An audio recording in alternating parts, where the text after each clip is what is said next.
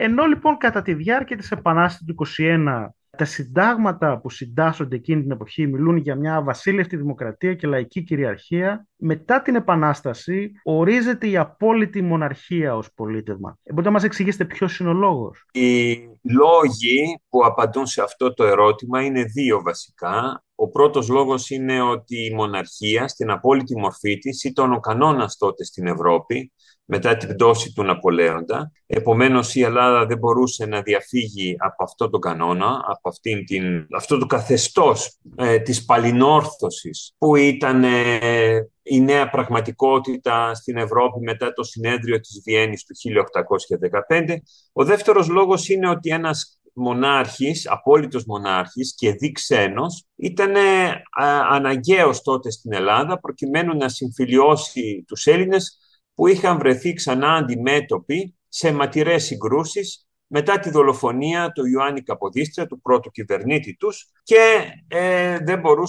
δεν ήταν σε θέση να αυτοκυβερνηθούν και να υπακούσουν σε έναν εγχώριο κυβερνήτη. Χρειαζόταν ένας ξένος και μάλιστα ένας ξένος με στιβαρό χέρι, με πυγμή, απόλυτος μονάρχης για να μπορέσει να κυβερνήσει τους Έλληνες. Μια και αναφέρατε το Καποδίστρια, αν δεν είχε δολοφονηθεί ο Καποδίστριας, θα είχαμε το ίδιο αποτέλεσμα, δηλαδή βασιλευωμένη βασίλειο, ουσιαστικά μοναρχία, ή θα ήταν κάτι διαφορετικό? Παρά τα όσα λέγονταν στην εποχή του Καποδίστρια, αλλά και από νεότερους ιστορικούς, ο Καποδίστριας είχε αποδεχτεί πλήρως το πολίτευμα της μοναρχίας, διότι ως διπλωμάτης αντιλαμβανόταν πλήρως ότι μόνο μέσα από αυτό το πολίτευμα η Ελλάδα μπορούσε να ενταχθεί στο διεθνές σύστημα κρατών, στο σύστημα της Βιέννης, όπως λεγόταν τότε, και να γίνει αποδεκτή στη χωρία των ευρωπαϊκών και γενικότερα των πολιτισμένων κρατών της Ευρώπης εκείνη την εποχή. Ένα άλλο ερώτημα είναι αν έγινε προσπάθεια να βρεθεί ένας ελληνικής καταγωγής βασιλιάς. Δηλαδή, για παράδειγμα, έγινε κάποια προσπάθεια ίσως να βρεθεί κάποια σύνδεση με το Βυζάντιο, με κάποια βυζαντινή οικογένεια, ή πήγανε κατευθείαν στην επιλογή ενός ξένου βασιλιά? Έγιναν κάποιες προσπάθειες να έρθει κάποιος φαναριώτης ή